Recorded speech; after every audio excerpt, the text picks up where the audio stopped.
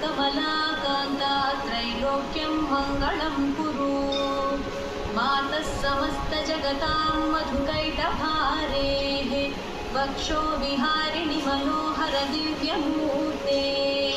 श्रीस्वामिनिःसृतजनप्रियदानशीले श्रीवेङ्कटेशदयिते तव सुप्रभातम्। मातः समस्तजगतां मधुकैटभारेः वक्षो विहारिणि मनोहर दिव्यमूर्ते।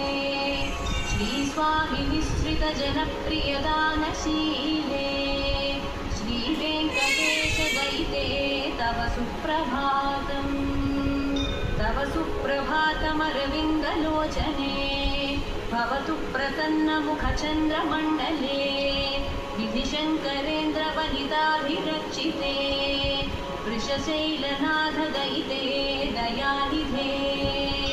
अत्र्यादिसप्तऋषयः समुपास्य सन्ध्याम् आकाशसिन्धुकमलानि मनोहराणि। आदाय पादयुगमर्चयितुं प्रपन्नाः शेषाद्रिशेखर विभो तव सुप्रभातम्। पञ्चाननाब्जभव षण्मुखवासवाद्याः त्रैविक्रमादिचरितं विबुधा स्तुवन्ति।